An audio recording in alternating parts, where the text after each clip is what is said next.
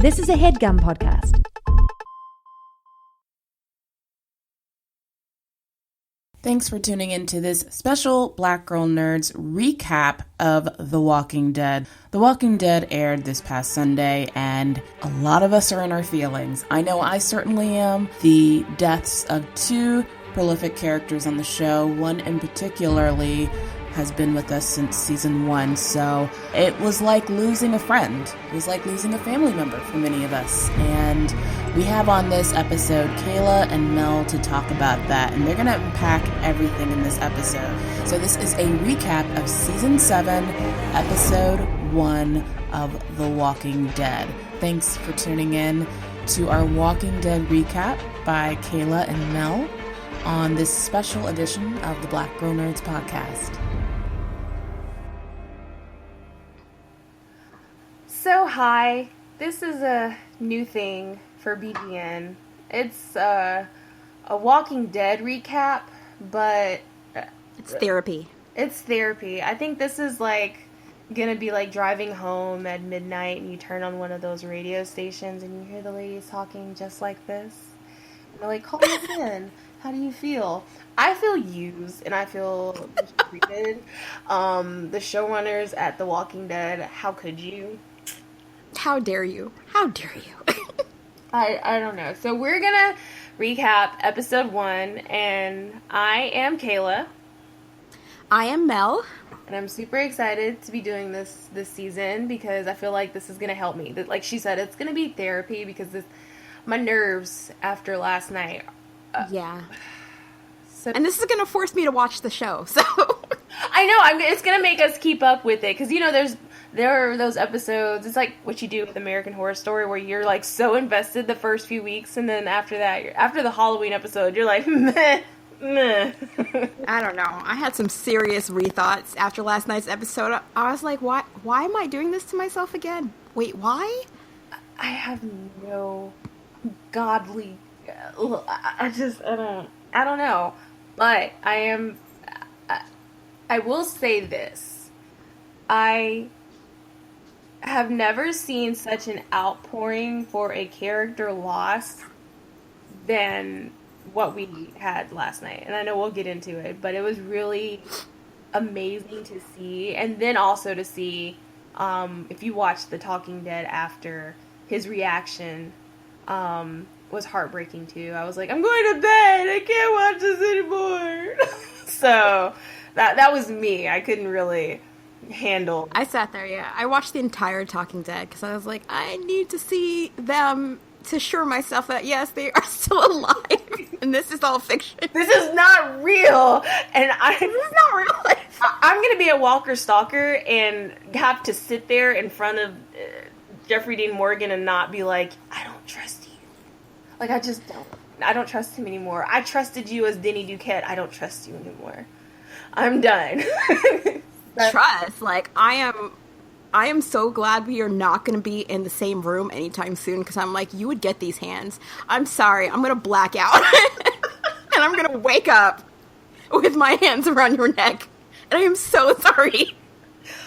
Oh my goodness. So I guess let's just go ahead and dive into it. So I was glad that they cut back from the scene because I honestly thought we were going to get a flashback or a flash forward where we don't even know anything about anything. I wasn't expecting it to be them still after Rick's reaction after the death. I don't know if you were expecting that at all. I mean, I was because when I was at New York Comic Con, they showed that scene. Mm-hmm. Like the first, because I thought the scene that they showed was going to be the scene after you saw who they killed, mm-hmm. but it was like the beginning, the first, 5 minutes of the show. So when I saw that, I was like, they are really going to draw this death out. And they did. They did. They drew that reveal out all episode. And it's so, it was done so well. And that's like the one thing you can't hate about it. Is that it? I can still hate it. Yeah, you can hate it, but you can have respect for it. I guess that's the best word. I have respect, not so much for how they did it. I have more respect, like, for Andrew Lincoln. I came out of this episode with, I respect him usually, because I think he does a great job. But this episode, he sold the heartbreak. Like, you can see that he was a shell of a man at the end. So, like, when they were drawing that out and they were focusing on him and what he was going through, that was what sold it for me. Because I was like, you're with us, Andrew Lincoln. You understand this. You are as upset as we are. Yeah. Well, I guess more so because you're Rick, and Rick is, like, going through it, but... I mean, Andrew Lincoln, the come-up from the guy who doesn't get the girl in Love Actually to this man, like... Oh my god, my brother loves The Walking Dead and still refuses to acknowledge that was him in Love Actually. We still know it's you, Andrew Lincoln. You can't hide. But I was so impressed with the way that they handled it, because for me, in my head, all I wanted it to be was a Rick fever dream, and none of it was real. Like, he's had moments where he's just snapped, and had moments where he thought things were happening that weren't, and I was like, oh, maybe it's not. Maybe we're just seeing him. Maybe he'll kill everybody, and then he'll wake up and realize, or like, maybe Rick is dead. Maybe it's like Sixth Sense or some shit. Oh my god, people would have lost their minds if that happened. Riots. And I read the comics. And that was one thing that did bother me last night and today. A lot of people that do read the comics are like, well, if you read the comics, you wouldn't be surprised. I didn't really. Oh god, I have a rant in my soul about that. I read them. I know what happens, but not they have written in characters that aren't in the comics, so they don't necessarily follow every single thing. T-Dog. And then what does it matter? So that's the thing I don't understand. Like, they get so up, like, why are you so upset? You knew this was going to happen. I'm like, one, I don't read the comics, so I didn't know this was going to happen until you shoved it in my face. So two, you spoiled it for me. 3, why did you feel the need to tell me? I kept thinking, like, not during the episode, but afterwards, that what would this have been like if all of us who didn't read the comics were completely surprised who was going to die? It would have been like the Red Wedding in Game of Thrones. Like, nobody spoiled that for me, and, like, most of my friends read those books. Yeah, you don't... But this, it's like everybody is like, let me tell you exactly what it happened. Let me put up the picture in your mention so you can see it, how it happened. And it's just, it's so messed up. I don't know what that does for them. I mean, yeah, we all read fucking Harry Potter and knew what the fuck was gonna happen, but it was still heartbreaking. Like, when you see things portrayed, it's going to be that way. So, and it's like, you're looking at a real person getting his real, okay, it's not his real head, but it looked like his real head getting bashed in. Yeah, and I wasn't ready for the pop-up scene where you saw like the surprise hit, and honestly, I was so disappointed because I was like, man, if they weren't going to go comic book style, they could so kill Carl. I would not care. I like Carl. I would be done. I would be like, okay. But I feel like that scene with Negan and Rick and Carl, where he has to... Oh, and I forgot to mention, luckily we haven't said names of who's dead yet, but spoilers, because we're about to. Well, let's break it. Wait, should we start at the beginning? We're going to recap it, and then we just jumped all over the place. So, that scene with Rick and Negan, that scene, Andrew Lincoln, like you said, towards the end was just a shell. Like, he was no longer the Rick we know and have grown to love about the show. And, I mean, sold it. Forcing you to cut your son's arm off, and then him grasping Carl's hand, it was just like, and he was just breaking down completely, and I'm like, I can't watch this. And then Carl is completely calm, which is why I love Carl, because he's like a little psychotic child who would make the perfect leader in this environment. He's just lying there, like, just do it, Dad, just do it. Yeah, just chop my arm off. I'm okay. I lost my eye. I'm good. I'm good. I'll still keep on going. Like Carl, someone posted, and it was probably my favorite meme of the night. They posted the Black Knight from Monty Python and said that's Carl. Like, he's just not quite dead yet. And I was like, it's just a flesh wound. it's a flesh wound. And I was like, yes. Like, because that's what it would have been for me seeing this. Be like, how is this kid not infected and dead? Like, okay. Carl is going to outlast us all. And if he doesn't, don't tell me. I don't want to know. So we talked about the opening scene and how it progressed, and Negan playing this mind game by taking Rick to the RV and, taking him out to the walkers. That, my nerves, like how, to see Negan as calm as he was, and then Rick having those moments where he was on top of the RV, just broke down when he saw the walker just hanging. That got in his flashbacks, and it's like, oh, Jesus. I don't know. And then to see the what really got me was the flashbacks of everyone else, like him having flashbacks of how he met this person and what this person has meant to him. What it would be like to lose that person. That's what started the tears for me. I don't like my emotions being played with, and that's what happened. The flashbacks got me, and it was the dinner that got me. I was like, you bastards. Oh, that shit was so rude. It's like, did you think you were... Two things, actually. That, the dinner, when he's like, oh, did you think you were going to grow old together? And I'm like, yes, I did think that. Thank you very much. And it was when Glenn looked over at Maggie and he was like, I'll find you. Oh, I was done. I was like, done. You know what?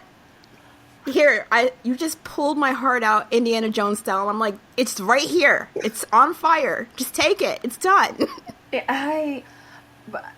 That scene, the flashbacks got me. The dinner, I was not expecting the dinner scene. I cried real tears. Like, I was so grateful for Chris Hardwick's somber tone when he was introducing The Walking Dead. So I was like, this is me. And when you saw Yvette Nicole Brown wearing black, I was like, this is what I should be wearing. Like, I wore black to work today. I was like, we're not even playing around today. It's a sad day. And I think it's because now that we'll say who died, if you have not watched, I don't know why you're listening, but Glenn... That and Abraham, but for me, Glenn, he's what brought you into the show. He essentially saved Rick, and oh my God, that broke my heart. Especially since for a moment you thought that it was over. Like, I was really sad that Abraham died, even though he went out in a pure Abraham manner, and I'm like, you went out with a joke that was amazing, and I was able to turn away, so I didn't see most of that. But then I thought, okay, this is it, we're free. Yeah, it's gonna be messed up for the rest of the episode, but this is it. But then when Daryl fucked up, and Daryl did fuck up, Daryl's fault. For all those people saying, oh no, he fucked up. Like, Norman Reedus can't show his face in Atlanta for a long time. I'm just saying, like, he can still show his face in Atlanta because there are people who are ride or die for Daryl, and they will defend him until death. So they're like, Daryl didn't do anything. It's not Daryl's fault. I'm like, he should have kept his mouth shut. So when Daryl fucked up, and then Negan went after Glenn, I was like, you bastards.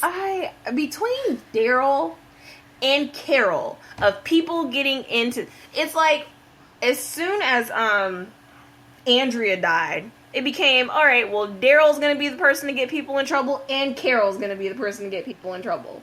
And I had such a contempt for Andrea those first few seasons. I hated her. I don't think there were very many people who did like her. And, like... I tried to stay ambivalent. But I didn't want to ever hate Carol. And I never wanted to dislike Daryl. I'm not a ride or die Daryl fan. I'm not a, if Daryl dies, we riot. Like, meh, I could do without. And it's the thing of those people act on impulse.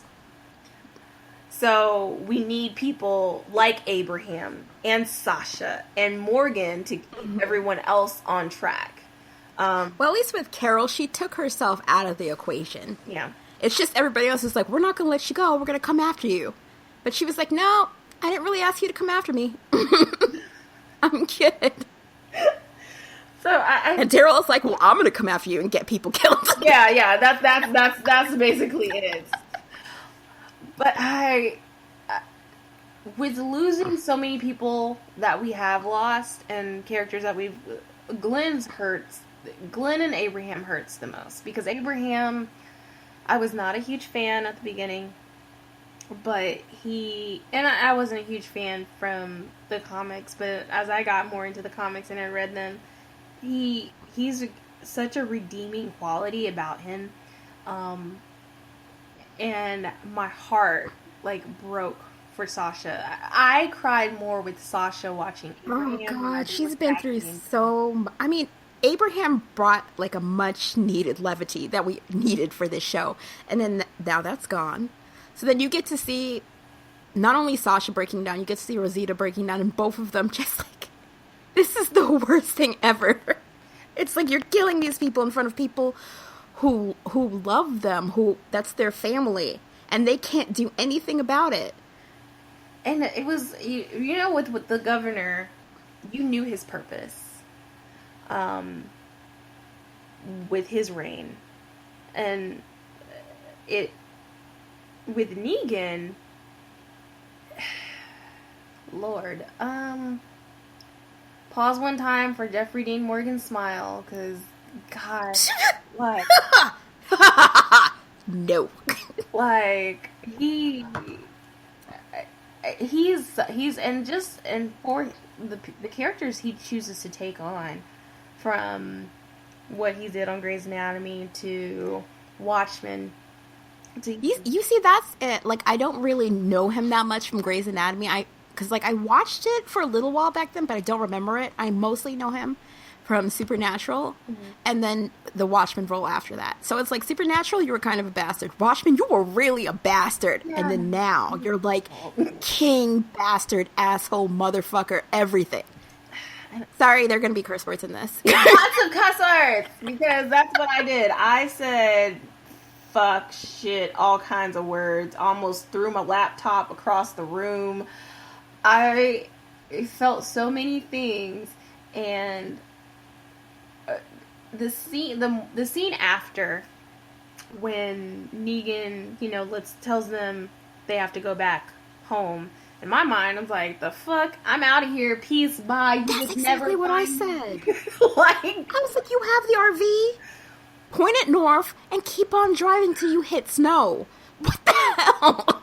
And that's the thing, though. It's kind of now, what I feel like it did with Negan and Rick is it created a Stockholm syndrome. And Rick's not going to feel, because he's now so broken, he knows he can't run. Now that's exactly what Negan wanted him to feel. That he has nowhere to go, because he will always find him. Even if he ran, I thought about this last night after that initial, we got to get the fuck out of here. But if he leaves, he takes his group with him. Negan's people are probably watching, they'll know. So if you leave in groups, they'll know eventually. You can't take all of Alexandria with you. So if you leave and he takes his people, he is condemning everybody in that settlement to death. Yeah. And then Rick can't do that. And that's not who he is. And, it was a funny scene, but then it was well, damn, that's what you've made him. When he called Rick a bitch, I was like, you essentially really did make him your bitch. Ugh. That's what you did. You broke this character so far down from what it was initially built up to be that and I was just so angry. There's so many other characters they could have killed, fucking Gabriel. What? Bye? He's still alive. They need to kill someone that's gonna upset people. God. My God, you go for the mean ones, and I'm glad it wasn't of course it's not going to be Michonne, because the Walking Dead creators are not stupid. We will riot, and Black Twitter will kill you. So,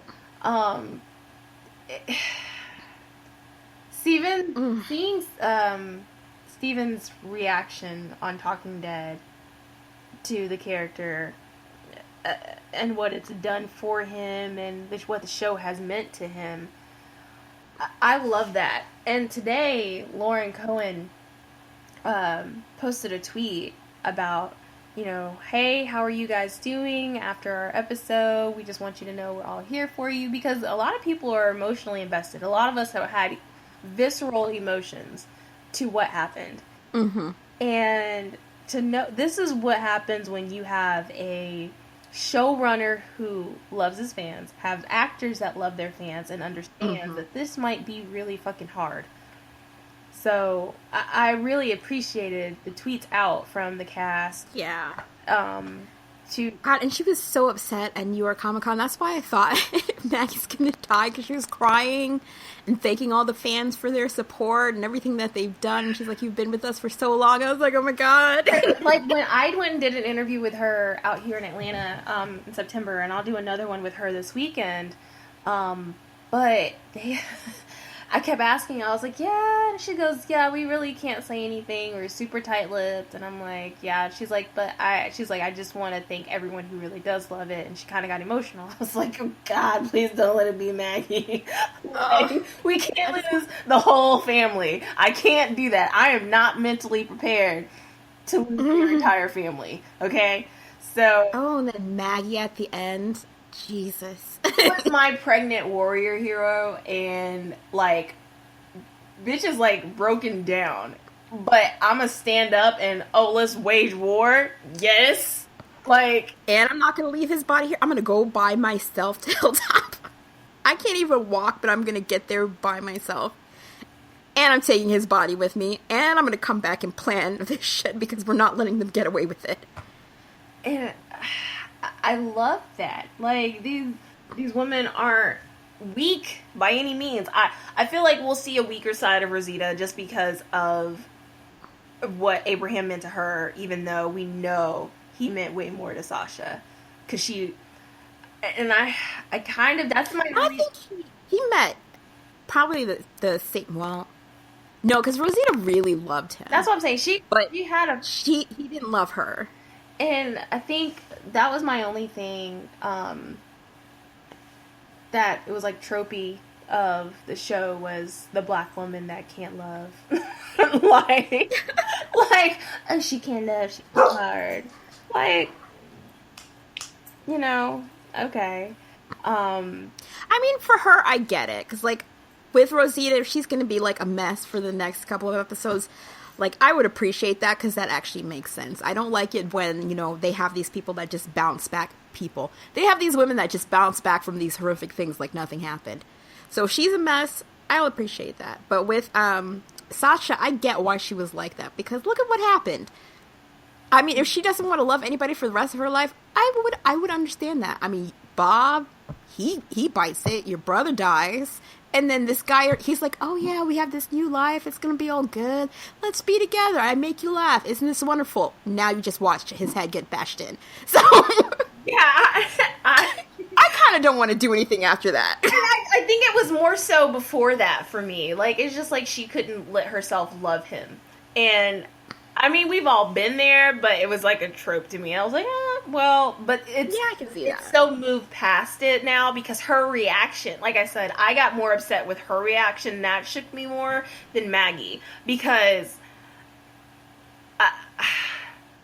Maggie's more look of disbelief was like, the fuck? Like, hit Daryl. He's the one that punched you. Like, what? Like, take Daryl out. But they're not going to do that. Daryl's going to be around until the very last episode, because then they know that they will lose about 90% of their viewership, because they're made up of... What, is it 90%? Is it? Not me. I mean, I feel like we need a disclaimer. I was a fan, but, I loved his brother more than I loved him. And I loved his brother. Oh my... It wasn't even like a attraction thing. It was just like, I loved that character.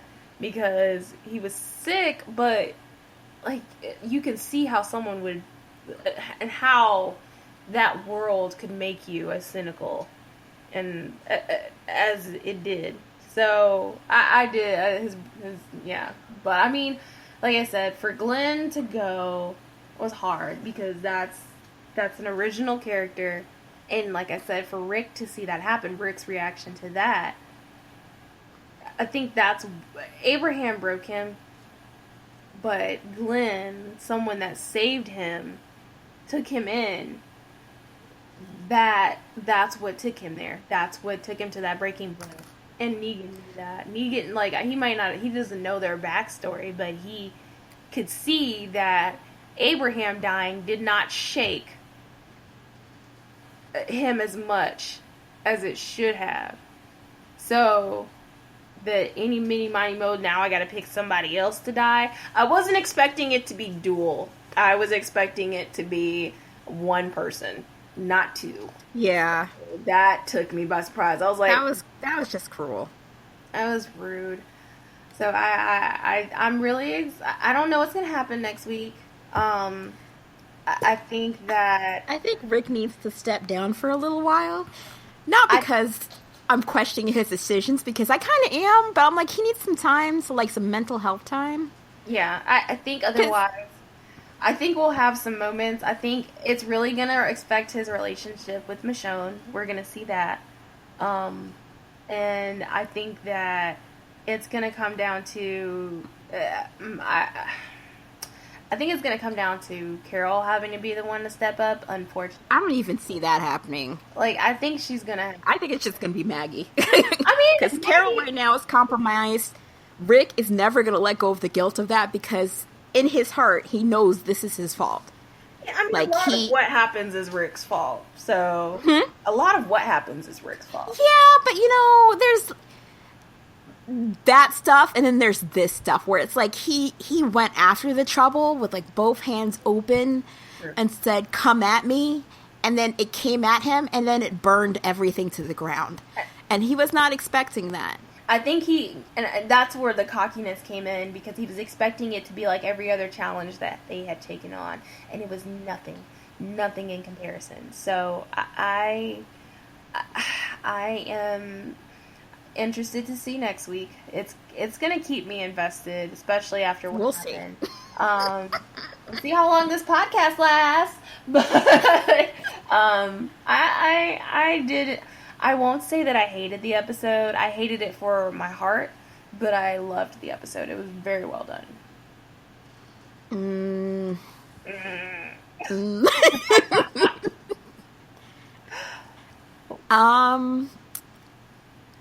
Yeah, I can't even say no. There's no love. There's no like. I really love the actors. I liked what they did in this episode.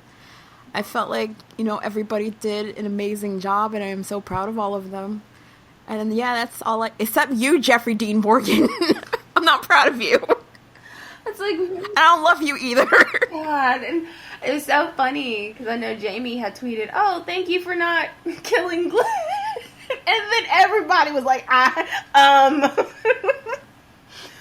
oh, showrunners, we were all rooting for you, and you did it anyway. But I will be back for next week to see how this goes, and we're gonna keep it going for now. I just feel like we need to, because last night it wouldn't have been a good night for me to record. I would have been an utter mess. So yes, so thanks for listening in. Again, I'm Kayla.